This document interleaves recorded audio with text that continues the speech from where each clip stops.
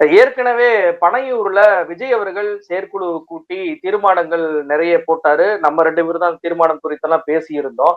இந்த சூழ்நிலையில ஆளுநரே வேண்டாம். எதிர்க்கட்சி ஆளக்கூடிய மாநிலங்கள்ல ஆளுநர்களுடைய செயல்பாடு அரசியலமைப்பு சட்டத்துக்கு எதிராக இருக்கு அப்படின்னு சொல்லி தீர்மானம் நம்பர் 11ல மிக தெளிவாக ஆளுநர் பதவியை ரத்து செய்யணும் அப்படின்னு சொல்லி விஜய் அவர்கள் குறிப்பிட்டிருந்தாரு.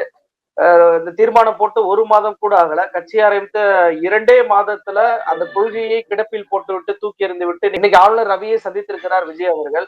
அதுவும் மாநில அரசுக்கு எதிராக அவருடைய சந்திப்பு நிகழ்ந்திருக்கிறது. விஜயுடைய இந்த சந்திப்பை எப்படி பார்க்குறீங்க? இல்ல, விஜயனுடைய தைரியத்தை நான் பாராட்டுறேன். கட்சியினுடைய கொள்கை தீர்மானம் 11 படி ஆளுநரையே நேரில் பார்த்து get out mister R N Ravi அப்படின்னு கிண்டியிலே போய் சொல்லிட்டு வர்ற தைரியமும் துணிச்சலும் எங்கள் அண்ணன் தளபதி விஜய் அவர்களுக்கு மட்டும்தான் இருக்கிறது என்பதை இந்த மேடையிலேயே பெருமையுடன் தெரிவித்துக் கொள்கிறேன். அப்படின்லாம் பேசணும்னு நமக்கு ஆர்வமாகத்தான் இருக்கிறது. ஆனா உன்னுடைய செயல்பாடுகள் அப்படி இல்லையப்பா அப்படின்ற ரேஞ்சில தான் ரியாலிட்டி இருக்கிறது. ஒரு பக்கம் ஆளுநரை கண்டித்து தீர்மானம் போட்டது இப்ப போய் சந்திக்கிறது அப்படின்றதுல இருக்கக்கூடிய முரண்பாடு. ரெண்டாவது, அவர் போய் வலியுறுத்திட்டு வந்த விஷயங்கள், இந்த 2 கோணங்கள் தான் இதுல முக்கியம்னு நினைக்கிறேன். ஆளுநர்கிட்ட போய் பாக்குறீங்க அப்படின்றதுக்கு முன்னாடி அவர் வலியுறுத்தின விஷயங்கள் என்னென்ன அப்படின்றதையும் நம்ம பார்த்துடலாம்னு நினைக்கிறேன். அவரு வரிசையா அவர் உள்ள இருக்கும் போதே புஷி ஆனந்த் வெளியே வந்து சோசியல் மீடியால போஸ்ட் போட்டுறாரு. செய்தி சேனல்கள் எல்லாம் என்ன நியூஸ் போடுறாங்கன்னா 1/2 மணி நேர சந்திப்பு அப்படின்னு. நான் டைம் பார்த்துட்டு இருக்கிறேன்.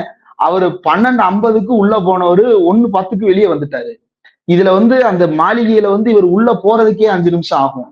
அதற்கு பிறகு அங்கிருந்து வெளியே வர்றதுக்கு ஒரு 5 நிமிஷம் ஆகும். மீதி இருக்கிற 10 நிமிஷத்துல 5 நிமிஷம் செக்யூரிட்டி செக்அப், மீதி 5 நிமிஷத்துல 3.5 நிமிஷம் வந்து போட்டோ ஷூட். இவர் போய் புத்தகத்தை எடுத்து கொடுக்க, அதுக்கு போட்டோவுக்கு போஸ்ட் கொடுக்க 1 நிமிஷம்.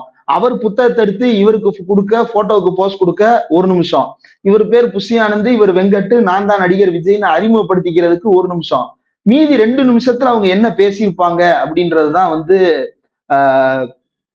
இந்த வாரம் எதிர்பார்த்து காத்திருக்கக்கூடிய ஒரு செய்தியாக மாறி இருக்கு. 2 நிமிஷத்துல அப்படி என்ன வலியுறுத்தி இருக்கிறார் அப்படின்னா அந்த ஒரு பட்டியல் கொடுக்கிறாரு.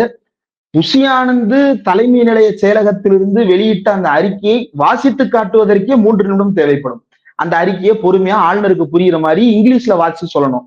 ஏன்னா ஆளுநருக்கு வந்து தமிழ் தெரிந்த மாதிரி காட்டி கொண்டாலும் அவ்வளவு இயல்பா நம்ம பேசுற எல்லாமே புரிஞ்சிடாது. ஏன்னா இங்கிலீஷ்ல வந்து பெண்கள் அப்படின்னு அந்த புயலுக்கு பேர் சொல்றாங்க, நம்ம தமிழ்ல பெஞ்சால் அப்படின்னு எழுதுறாங்க. ஒவ்வொருத்தரும் ஒரு மாதிரி உச்சரிப்பா. அப்ப இதெல்லாம் விளக்குறதுக்கே வந்து ஒரு 10 நிமிஷம் தேவைப்படும். ஆனா போயிட்டு 2 நிமிஷத்துல இவர் போட்டோ ஷூட் நடத்திட்டு வந்திருக்கிறாரு. அப்போ கால் ஷீட் இன்னைக்கு ஃப்ரீயா இருந்திருக்கு. இந்த கால் ஷீட்ல எங்க ஷூட்டிங் பண்ணலாம் அப்படின்னு தேதி பார்க்கும் பொழுது ஆளுநர் மாளிகையில வந்து ஷூட்டிங் ஸ்பாட் ஃப்ரீயா இருக்கு அப்படின்ற தகவல் கிடைத்த உடனே காலையில 11 மணிக்கு அப்பாயின்மெண்ட். ஆளுநர் என்ன நினைச்சிருக்கிறாரு, நம்ம தான் விஜய் போய் சந்திக்கணும் போல அப்படின்னு நினைச்சிட்டு இவர் கட்டப்பையெல்லாம் தூக்கிட்டு ரெடி ஆயிட்டாரு. ஏன்னா போய் நிவாரணப் பொருள்லாம் வாங்கிட்டு வர வேண்டியது இருக்குல்ல. அப்புறம் தான் சொல்றாங்க, இல்ல அவரே வர்றாரா, ஓ அப்படியே வர்றாரா அப்படின்னு சொல்லிட்டு நிவாரணப் பொருட்கள் வரும்னு எதிர்பார்க்கப்பட்டது. ஆனா கடைசியில கிடைத்தது இவர் திருக்குறள் புத்தகத்தை கொடுக்க, அவர் வந்து பாரதியார் புத்தகத்தை கொடுக்க, அப்படி சந்திப்பு முடிந்திருக்கிறது. வெளியே வரும் பொழுது வர்றதுக்குள்ள சோசியல் மீடியால அறிக்கை. இப்ப இவர் ஆளுநர் புஷி ஆனந்த் பேர்ல தான் அறிக்கை வெளியாகி இருக்கு.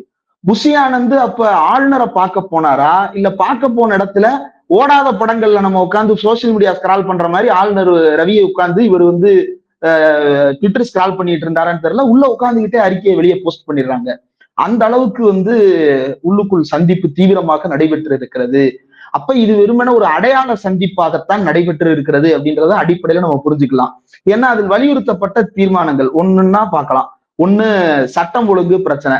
சட்டம் ஒழுங்கு பிரச்சனைக்கு நீங்க வந்து தமிழ்நாட்டினுடைய டிஜிபியை போய் பார்க்கணும், அல்லது டிஜிபியை கண்டிச்சு கமிஷனர் ஆபீஸ் வாசல்ல ஆர்ப்பாட்டம் பண்ணணும். அதை கொண்டு போய் ஆளுநர் ரவிட்ட கொடுத்து சட்டம் ஒழுங்கை வந்து சரிபடுத்துங்க அப்படின்னு சொல்லிட்டு இருக்கிறீங்க. ரெண்டாவது, பெண்கள் பாதுகாப்பு அப்படின்றது. இந்த பெண்கள் பாதுகாப்புன்றது ரொம்ப முக்கியமான ஒரு விஷயம். இந்தியா முழுக்க இன்றைக்கு பெண்களுடைய நிலை இன்றைக்கு கூட இன்ஸ்டாகிராம்ல பெண் ஒருத்தர், வெளிநாட்டு பயணி ஒருத்தர் இந்திய கோயில் ஒன்றுல நின்று வந்து ரொம்ப அழகான இடமாக இருக்கிறது, ரொம்ப ஸ்பிரிச்சுவலா இருக்கு அப்படின்னு சொல்லிட்டு போஸ்ட் போட்டிருக்கிறாங்க. கீழே வந்து வேற ஒரு பெண் வந்து நானும் இந்தியாவுக்கு பயணப்பட விரும்புகிறேன் அப்படின்னு போட்ட உடனே அந்த யார் அந்த வீடியோவை ஷேர் பண்ணாங்களோ அந்த பெண்மணியே கமெண்ட்ல ரிப்ளை பண்றாங்க, அப்படிலாம் நீ பாட்டுக்கு தனியா வந்துடாத, even though it is spiritual it is very unsafe for the woman to travel alone, so be with your friends or family அப்படின்னு சொல்லி போடுறாங்க.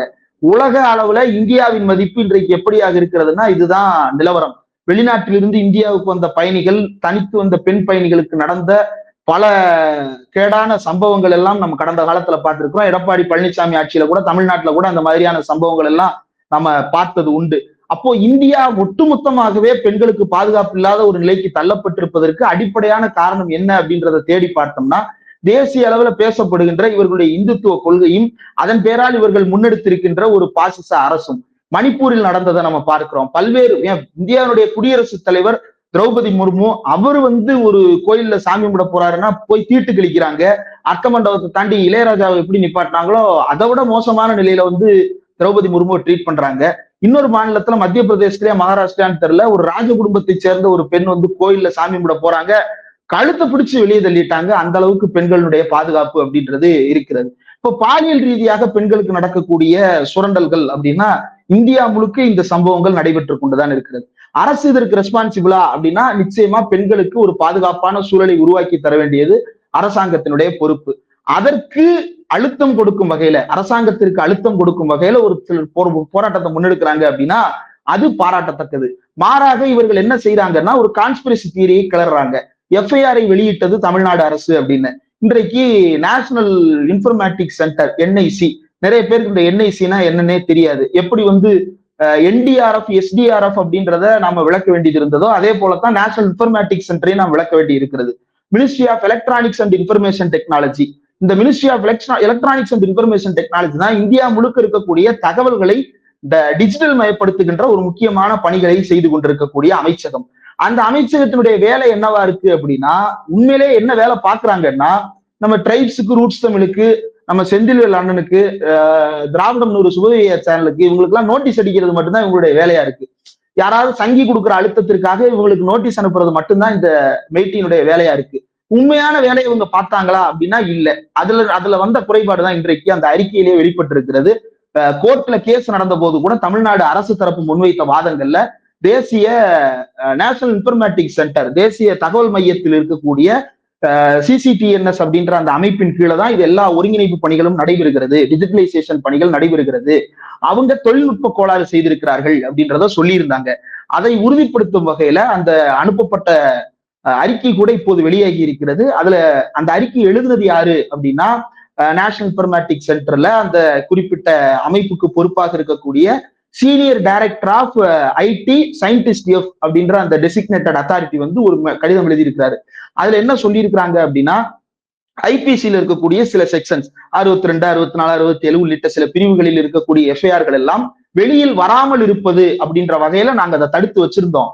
ஆனா தொழில்நுட்ப கோளாறு காரணமாகவோ அல்லது மற்றும் ஐபிசியில இருந்து பிஎன்எஸ்க்கு இந்த செக்ஷன்ஸ் எல்லாம் மாற்றப்பட்டதன் காரணமாகவோ தகவல்கள் வெளியாகி இருக்கலாம், மேபி அப்படின்னு சொல்லிட்டு போட்டிருக்கிறாங்க. சரி, மேபி, அப்ப மே நாட் பியும் பாசிபிள் தான்.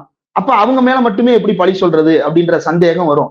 இருக்கலாம் அப்படின்னா இருக்கலாம், இல்லாமலும் இருக்கலாம்ன்ற பொருளும் சேர்ந்து வருகிறது. அடுத்த வரியில அவங்க என்ன சொல்றாங்க அப்படின்னா, நாங்கள் எழுதிய கோட்ஸை கரெக்ட் பண்ணி இருக்கிறோம் அப்படின்னு சொல்றாங்க. அதாவது என்ன லாங்குவேஜ், சி லாங்குவேஜோ, எந்த லாங்குவேஜ், ஜாவாவோ, எதுல ப்ரோக்ராம் பண்ற HTML-ஓ, எதுல அவங்க ப்ரோக்ராமிங் பண்ணிருக்கிறாங்களோ அந்த ப்ரோக்ராமிங்ல நாங்க கரெக்ஷன்ஸ் இப்ப பண்ணிட்டோம். அப்ப இதுக்கு முன்னாடி நீ கரெக்ஷன் பண்ணாததன் காரணமாகத்தான் அந்த எஃப்ஐஆர் டேட்டா வெளியாகி இருக்கிறது அப்படின்றது அவங்க வெளியிட்ட அறிக்கையிலேயே அம்பலப்பட்டிருக்கிறது. இதற்கு முன்னாடி தமிழ்நாட்டுல எத்தனையோ பாலியல் குற்ற வழக்குகளை நாம தீவிரமா நம்முடைய ஊடகங்கள்ல விவாதிச்சிருக்கிறோம்.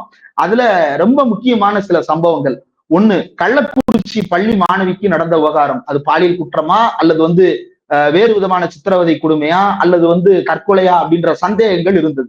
அந்த எஃப்ஐஆர் நம்ம யாரு கைக்குமே கிடைக்கலையே. அந்த போஸ்ட்மார்ட்டம் ரிப்போர்ட் கூட அந்த டாக்டர் பேசும் பொழுதுதானே நமக்கு கிடைக்க வந்தது.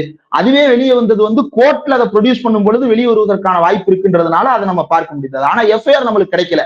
அதே போல புதுக்கோட்டையில ஒரு மாணவி, அந்த மாணவி தற்கொலை செய்து கொண்டார். தற்கொலை முயற்சி செய்கிறார், மருத்துவமனையில் அனுமதிக்கப்படுறாரு. அப்ப இவங்க போய் வீடியோ எல்லாம் எடுத்து போட்டாங்க.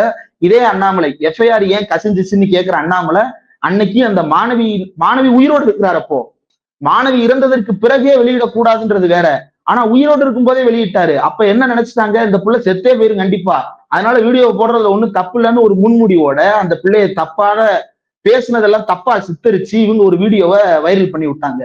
அந்த விஷயத்துல எஃப்ஐஆர் காப்பி நம்மளுக்கு கிடைச்சதா? கிடைக்காது. மாறாக எதுல எஃப்ஐஆர் கிடைக்கும்? இப்ப சீமான் மேல ஒரு புகார் கொடுக்குறாங்க யாரோ ஒருத்தர் அப்படின்னா அந்த எஃப்ஐஆர் நம்மளுக்கு கிடைக்கும். சாட்டை துரைமுருகன் மேல ஒருத்தர் புகார் போடுறாங்கன்னா அந்த எஃப்ஐஆர் நமக்கு கிடைக்கும். ஏன்னா அது வேற வழக்கு, இது பாலியல் குற்ற வழக்கு. இந்த வழக்குகள்ல ரிலீஸ் ஆகாது. அப்போ இது ஐபிசி செக்ஷன்ஸுக்கு மட்டும்தான் நாங்க கோடிங் பண்ணியிருக்கிறோம். பிஎன்எஸ்க்கு கோடிங் மாத்தணும் அப்படின்னா பிஎன்எஸ் நீங்க அப்டேட் பண்ணி ரிலீஸ் பண்றதுக்கு முன்னாடியே கோடிங்ல பிஎன்எஸ் மாத்தி இருக்கணும். ஏன்னா ப்ரோக்ராமிங் எப்படி ரன் ஆகும் அப்படின்னா இஃப் கிளாஸ் மட்டும் தான் போட்டிருப்பாங்க. ரொம்ப சிம்பிளான ப்ரோக்ராமிங் தான். If the petition is filed under அப்படின்னு போட்டுட்டு பிராக்கெட்ல வந்து ஐபிசி செக்ஷனை கொடுத்துட்டோம் அப்படின்னா cannot be downloaded else can be downloaded. இவ்வளவுதான் அந்த ப்ரோக்ராம். அந்த இதுல ஐபிசிக்கு பதிலாக பிஎன்எஸ் செக்ஷன்ஸை அப்லோட் பண்ணணும். இது வந்து ஒரு அரை மணி நேர வேலை. ப்ரோக்ராமிங் தெரிஞ்சவங்களுக்கு நல்லா தெரியும். இந்த வேலையை செய்யாம 3 மாசமா பிஎன்எஸ்க்கு ஆதரவா பிரச்சாரம் பண்ண இந்த அரசாங்கம் தான், ஒன்றிய அரசாங்கம் தான் இந்த டேட்டா லீக்குக்கு காரணம். அப்ப இதை பற்றி அண்ணாமலை இவர் வாய் திறந்திருக்கிறாரா? 28ஆம் தேதி, 29ஆம் தேதி, 30ஆம் தேதி 3 நாள் ஆச்சு இந்த தகவல் பேச ஆரம்பித்து. இந்த 3 நாட்கள்ல எந்த எதிர்கட்சியாவது நேஷனல் இன்ஃபர்மேட்டிக்ஸ் சென்டரையும் ministry of electronics and information டெக்னாலஜியும் கண்டித்து பேசி இருக்கிறார்களா? தமிழ்நாட்டிலேயே ஒரே ஒரு செய்தி நிறுவனம் இன்றைக்கு அந்த செய்தியை வெளியிட்டிருக்கிறார்கள் அப்படின்னா அது நியூஸ் 18 தமிழ்நாடு மட்டும்தான் அந்த பொறுப்போட அந்த செய்தியை வெளியிட்டிருக்கிறார்கள். வேறு எந்த ஊடகத்திலையும் இன்னும் அந்த தகவல் கூட வரல. அப்போ இவ்வளவுதான் தமிழ்நாட்டில் இருக்கக்கூடிய எதிர்கட்சிகளுடைய அரசியல் புரிதல். இதை கண்டிச்சு இவர் போய் ஆளுநர்கிட்ட மனு கொடுக்குறாராம். அவங்க தானப்பா எஃப்ஐஆர் லீக்குக்கே காரணம், அவங்கள்ட்டே போய் என்ன செய்ய போறீங்க அப்படின்றது. ஏன் இந்த கேள்வி வருதுன்னா அவர் அந்த ஆளுநரை போய் சந்தித்தது எந்த அதிகாரமும் ஆளுநருக்கு இருக்கக்கூடாதுன்னு சொல்லிட்டு கடைசியில ஆளுநர்கிட்டே போய் நிக்கிறீங்க அப்படின்னா ஆளுநர் உங்களை கூப்பிட்டாரா, நீங்க ஆளுநரை கூப்பிட்டீங்களான்ற சந்தேகம் ஒண்ணு வருது. 2வது, இது தமிழ்நாட்டினுடைய மாநில உரிமைக்கான போராட்டத்தை நீர்த்து போக வைக்கின்ற வகையிலான செயல்பாடுகள். இதைத்தான் நாம் முதலிலேயே எச்சரித்தோம். பெரியார் படத்தை வச்சுட்டு வர்றாருன்றதுக்காண்டியோ, அம்பேத்கர் படத்தை தூக்கிட்டு வர்றாருன்றதுக்காண்டியோ இவரை நாம ஜனநாயகவாதி என்றும் மாநில உரிமை குரல் என்றும் ஏற்றுக்கொள்ள முடியாது அப்படின்னு முதல் நாளிலேயே நானும் ட்வீட் போட்டேன். பலரும் அந்த கருத்துக்களை தெரிவித்தார்கள். அதை உறுதிப்படுத்தும் வகையில இந்த செயல்பாடுகள் எல்லாம் நடந்து கொண்டிருக்கிறது. இவரும் அண்ணாமலையும் 2 பேருக்குமான ஒரே டாஸ்க் என்ன அப்படின்னா, முதல்ல 2 பேர் இருந்தாங்க, அண்ணாமலை, ஆர்.என். ரவி. இந்த 2 பேரும் டைவர்ஷன் பண்ணிட்டு இருந்தாங்க. இப்ப நீங்க பாத்தீங்கன்னா ஆர்.என். ரவி வந்து லைம்லைட்லே கிடையாது. ஏன் இல்ல அப்படின்னா ரவியோட வேலையை தான் தவேகா ட்விட்டர் வெற்றி கழக தலைவர் விஜய் செய்து கொண்டிருக்கிறார். அப்போ இந்த 2 பேருடைய வேலை என்ன? டைவர்ட் பண்றது, அட்டென்ஷன் சீக்கிங் பாலிடிக்ஸ் பண்றது. இந்த பாலிடிக்ஸை மக்கள் தூக்கி அடிப்பாங்க. தமிழ்நாடு அரசாங்கத்தின் மேல நம்பிக்கை இல்லைன்னு ஒரு அறிக்கை கொடுத்துட்டாரு காலையிலேயே. அந்த அறிக்கையை அபிஷியலா அவங்க ட்விட்டர்ல தான் அவங்க கட்சி நடத்துறாங்கன்னு தெரியும். அவங்களுக்கு அபிஷியலா வெப்சைட் கூட கிடையாது இப்ப வரைக்கும். ஏன்னா டிவிகே ஃபேமிலின்னு ஒண்ணு வச்சிருக்காங்க, அது மெம்பர்ஷிப் பதிகிறதுக்கு மட்டும்தான் இருக்கு. அபிஷியலா வெப்சைட் எதுவும் அவங்கள்ட்ட இல்ல. அப்ப ட்விட்டர்ல மட்டும்தான் அறிக்கை வருது அப்படின்னா ட்விட்டர்ல வந்து எந்த இடத்துலயும் நான் அவங்களுடைய ஹெட் குவார்டர்ஸ் பேஜ்லயும் அந்த அறிக்கையை பார்க்கல, அவருடைய பேஜ்லயும் அவருடைய ஆக்டிவ் விஜய்னு ஒரு பேஜ் வச்சிருக்காரு, அதுலயும் நான் அதை பார்க்கல. எதுல வெளியிட்டு இருக்கிறாங்க அப்படின்னா தமிழக வெற்றி கழக செய்திகள்னு சொல்லிட்டு ஒரு வாட்ஸ்அப் சேனல் வச்சிருக்கிறாங்க, அதில் மட்டும்தான் அது வெளியிடப்பட்டிருக்கிறது. அப்ப கடைசியில் அது யாருக்கு வெளியிட்டதுன்னு சன் நியூஸை பார்க்கும் பொழுதுதான் தெரியுது. என்ன சொல்றாங்கன்னா அது தாவேகா பெண் நிர்வாகிகளுக்காக எழுதப்பட்ட கடிதம் அப்படின்னு சன் நியூஸ்ல தலைப்பு வச்சிருக்காங்க. கிட்டத்தட்ட அப்படிதான் இருக்கு. எல்லாருக்கும் வெளியிடுறீங்கன்னா பொது வெளியில வெளியிட்டு இருக்கணும், ஒரு அறிக்கையை வச்சு நீங்க பிரஸ் மீட் நடத்தி இருக்கணும். அப்படி எதுவுமே செய்யல. சரி, அரசின் மேல நம்பிக்கை இல்ல, நான் உங்க கூட இருக்கேன். எப்படி கூட இருப்ப? என்ன செய்ய போறீங்க கூட இருந்து? நீ கூட இருக்கிறதுனால என்ன பிரயோஜனம்? எப்படி கூட இருக்கேன்றதை நிரூபிக்க போறீங்க? ஒரு போராட்டம் நடக்குது, எஸ்எஃப்ஐ வந்து போராட்டத்தை முன்னெடுக்குது. அந்த எஸ்எஃப்ஐ போராட்டத்தை நீங்க ஆதரிச்சிருக்கீங்களா? ஜல்லிக்கட்டு போராட்டம் தன்னெழுச்சியா நடந்தது. அந்த தன்னெழுச்சியான போராட்டத்துக்கு ஆதரவு தெரிவித்து வந்துட்டு போனீங்கல்ல. அதே போல இந்த பிரச்சனையை வெளியே கொண்டு வந்து பேசினது யாரு? எஸ்எஃப்ஐ வெளியே கொண்டு வந்து பேசியது. எஸ்எஃப்ஐ போராட்டத்துக்கு ஆதரவு தெரிவித்திருக்கணும். சாம்சங் போராட்டத்தை எடுத்துப்போம். அந்த போராட்டத்தை முன்னெடுத்தது சிஐடியு. அந்த சிஐடியு போராட்டத்துக்கு ஆதரவு தெரிவித்துதான் சிபிஎம் பாலகிருஷ்ணனாக இருக்கட்டும், சிபிஐ முத்தரசன் அவர்களா இருக்கட்டும், விசிகாவுடைய திருமாவளவன் அவர்களாக இருக்கட்டும், தமிழ்நாடு வாழ்வுரிமை கட்சியை சேர்ந்த வேல்முருகனாக இருக்கட்டும், அல்லது மறுமலர்ச்சி திராவிட முன்னேற்ற கழகத்தை சேர்ந்த வைகோவாக இருக்கட்டும், எல்லாம் தனித்தனியா கட்சி வச்சிருந்தாலும் சிஐடியு ஆர்ப்பாட்டத்திற்கு இணையாக நாங்கள் ஒரு ஆர்ப்பாட்டத்தை நடத்துறோம்னு யாரும் வரல. சிஐடியு போராட்டத்துக்கு ஆதரவு தெரிவித்து தான் அவ்வளவு பேரும் அங்க போய் நின்னாங்களே தவிர வேற எதுவும் நடக்கல. அப்ப நீங்க நேர்மையான அரசியல்வாதியா இருந்திருந்தா எஸ்எஃப்ஐ போராட்டத்திற்கு தாவேகா தொண்டர்கள் எந்த விதமான நிபந்தனை மற்றும் ஆதரவு தெரிவிக்க வேண்டும். அந்த போராட்டத்தில் நம்முடைய கொடியோடும் நம்முடைய மப்புளரோடும் அனைவரும் போய் கலந்து கொள்ள வேண்டும்னு நீங்க ஒரு அறிவிப்பு கொடுத்திருந்தீங்கன்னா நீ யோக்கியமானவர். உன்னை ஏத்துக்கிறாங்க ஏத்துக்கலன்றது 2வது. ஆனா யோக்கியமானவரா இருந்திருந்தா எஸ்எஃப்ஐ போராட்டத்தை ஆதரவு தெரிவிச்சிருக்கணும். ஏன் எஸ்எஃப்ஐ போராட்டத்துல மையப்படுத்துறேன்னா இதுல உண்மையிலேயே மாணவர்கள் தரப்பில் இருக்கக்கூடிய சிக்கல்கள், மாணவர்கள் என்னென்ன நெருக்கடிகளை சந்திக்கிறாங்கன்றத எஸ்எஃப்ஐ மட்டும்தான் வெளியில் கொண்டு வந்து பேசியது. சிசிடிவி பிரச்சனையை பற்றி இவர்கள் யாராவது பேசி இருக்கிறார்களா? சிசிடிவி ஏன் இல்லைன்னு கேட்கிறாங்க. அதுல இருக்கக்கூடிய பிரச்சனை என்ன? துணைவேந்தர் நியமிக்கப்படல. துணைவேந்தர் நியமனம் இல்லாத காரணத்தினால அந்த பல்கலைக்கழகத்துல எடுக்க வேண்டிய முக்கியமான முடிவுகளிடையே எடுக்க முடியாத ஒரு சூழ்நிலை வருது. பராமரிப்பு இல்லாத ஒரு சூழ்நிலை உருவாகி இருக்கிறது. இதெல்லாம் முக்கியமான காரணங்கள் இல்லையா? அப்ப அந்த பொறுப்பை தன் கையில் வைத்திருப்பதாக மாறுதட்டி கொள்ளுகின்ற ஆளுநருக்கு இதில் பேச வேண்டிய பொறுப்பு இருக்கா இல்லையா? ஆளுநர்கள் கருத்து சொல்லக்கூடாது அப்படின்றதான் என்னுடைய கருத்து. ஆனா தனக்கு அந்த பொறுப்பு இருக்குன்னு அவருக்கு அவரே சொல்லிக்கிறாருல்ல, அப்ப இதுக்கு அவர் பதில் சொல்லி ஆக வேண்டிய தேவை இருக்குல்ல. அதுக்கு அவர் பதில் சொல்லாம விஜய் தன்ட்ட அறிக்கை கொடுப்பாரா, இவர் வாங்கி வச்சுக்கிடுவாரா, ரெண்டு பேரும் பரஸ்பரம் புத்தகங்களை பரிமாறிக்கிறவாங்களா? யாரை ஏமாத்துற வேலை? ஒன்றிய அரசாங்கத்துக்கு புயல் நிவாரண நிதி கேட்டு ஆளுநர்கிட்ட போய் அழுத்தம் கொடுத்துட்டு வந்தாரு. ஒன்றிய அரசுக்கு எதிராக தமிழ்நாடு அரசு வழக்கு நடத்தி கடந்த ஆண்டிற்கான புயல் நிவாரணத்தை வாங்கி இருக்கிறோம். அது இப்ப சமீபத்துலதான் வந்தது. இந்த புயல் நிவாரணத்துக்கு இன்னும் பெரிய போராட்டத்தை நம்ம நடத்த வேண்டியது இருக்கிறது. அதற்கு ஒன்றிய அரசை கண்டித்து ஒரு வார்த்தை பேசாதவர், ஒன்றிய அரசுக்கு அழுத்தம் கொடுக்கும் வகையில ஒரு போராட்டத்தை நடத்துவதற்கு திராணி இல்லாதவர் ஆளுநரை சந்தித்து மனு கொடுப்பதற்காக வலியுறுத்தி இருக்கிறார். சரி, மனு கொடுத்துட்டீங்க, மனு கொடுத்ததோட முடிஞ்சா? மனு கொடுத்ததற்கு பிறகு என்ன செய்ய போறீங்க? நான் ஷூட்டிங்க்கு கிளம்ப போறேன். இவ்வளவுதான் அவருடைய அரசியல். யாராவது ஒருத்தர் எழுதி கொடுக்கிறது, அதை கொண்டு போய் யாராவது ஒருத்தர் கொடுக்கிறது. இப்படி ஆளுநர் எப்படி ஒரு போஸ்ட்மேன் வேலை பார்க்கிறாரோ அதே போல இவர் ஒரு புது போஸ்ட்மேன், பனையூர் போஸ்ட்மேன், பனையூர் பண்ணையார் இப்போது பனையூர் போஸ்ட்மேனாக மாறி இருக்கிறார்.